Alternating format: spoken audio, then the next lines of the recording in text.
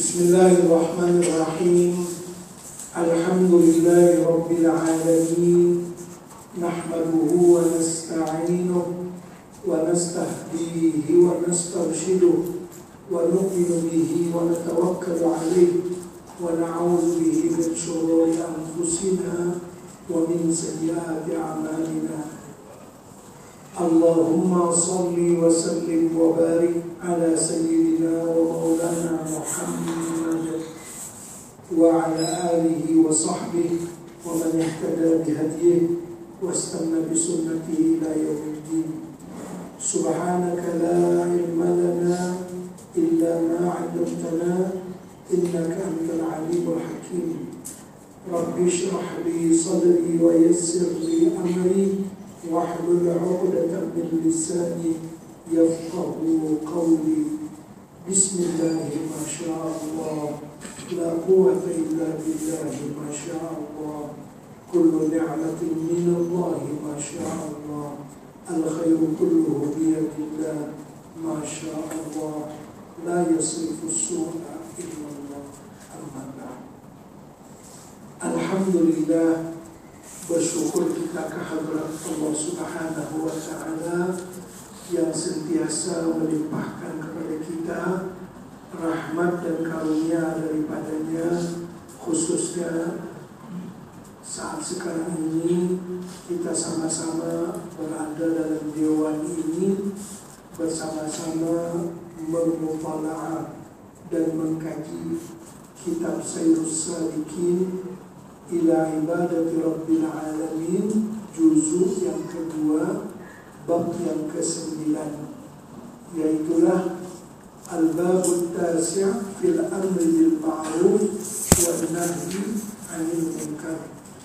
Bab yang ke-9 pada menyatakan menyuruh dengan berbuat kebajikan dan menegahkan daripada berbuat yang munkar, yakni kejahatan.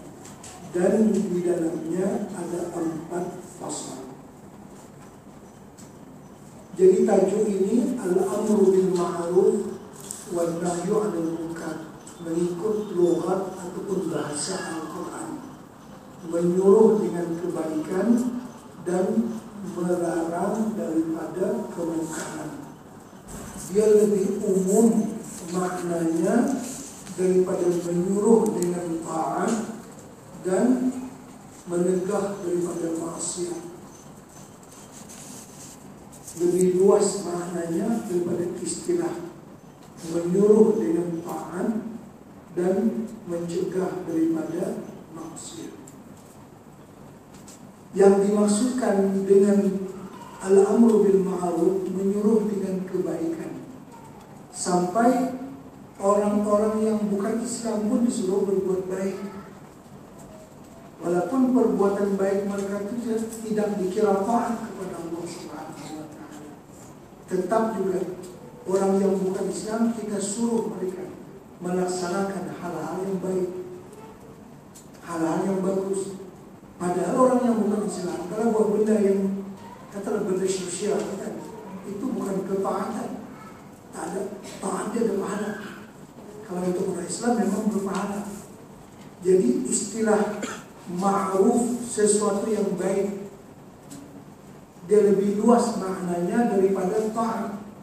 Kalau taat artinya yang kita suruh itu hanya orang Islam saja.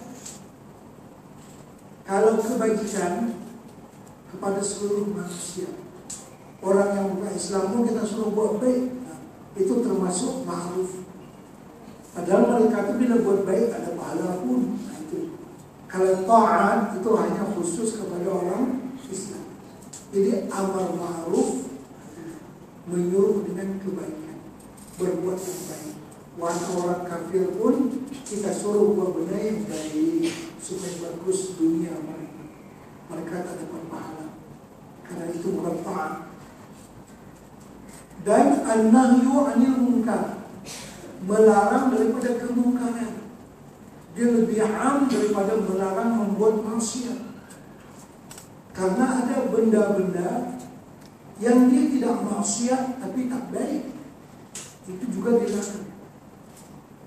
Kalau yang memang maksiat itu memang Seperti orang Islam yang berzina, misalkan mencuri dan seumpamanya.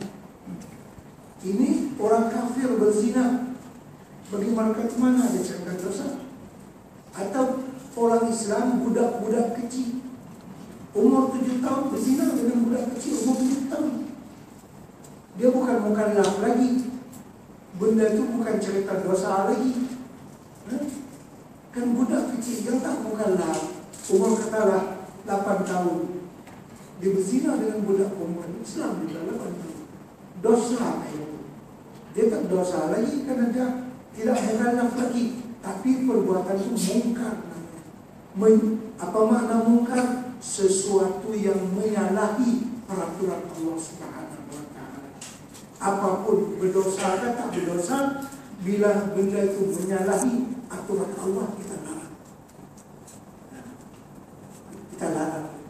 Kalau maksiat kan orang yang sudah balik bahwa benda itu berdosa Allah. Nah, kalau maksiat itu mesti berdosa.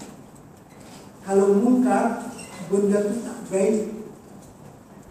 Benda itu bercanggah dengan perintah Allah atau dengan apa yang ditetapkan oleh Allah Subhanahu wa Ta'ala. Walaupun di sana tidak berdosa. Katalah orang gila, sama-sama gila di berzina. Dia bukan berdosa pun orang gila, tapi tetap itu mungkar.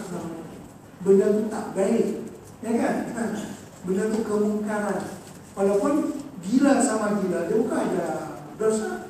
Orang gila berzina sama-sama orang gila. Orang Islam gila, itu pun jangan berlaku. Itu namanya kemungkaran.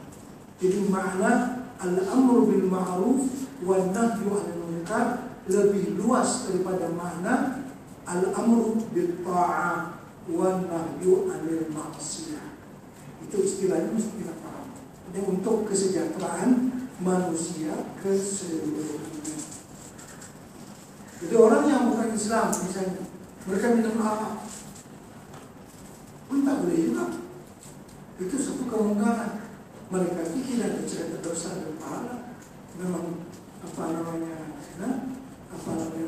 memang benda itu adalah bercanggah dengan apa yang diperintahkan oleh Allah Subhanahu wa Ta'ala.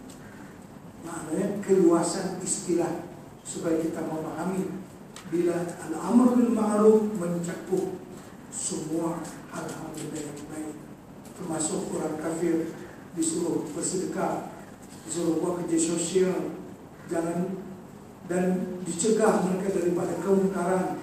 Orang kafir jangan berdusta. Kalau orang Islam berdusta itu maksiat kan. Orang kafir jangan juga berdusta mereka.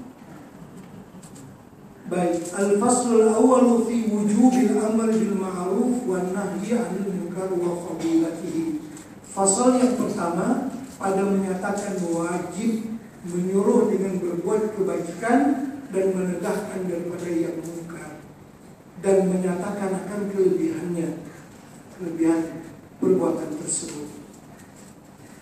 Kata Imam Al-Ghazali rahimahullahu ta'ala, wa'lam annahuma min usuliddin wa bihima yahsulul gharadu min bi'asatihi ta'ala al-anbiya alaihi wassalatu wassalam.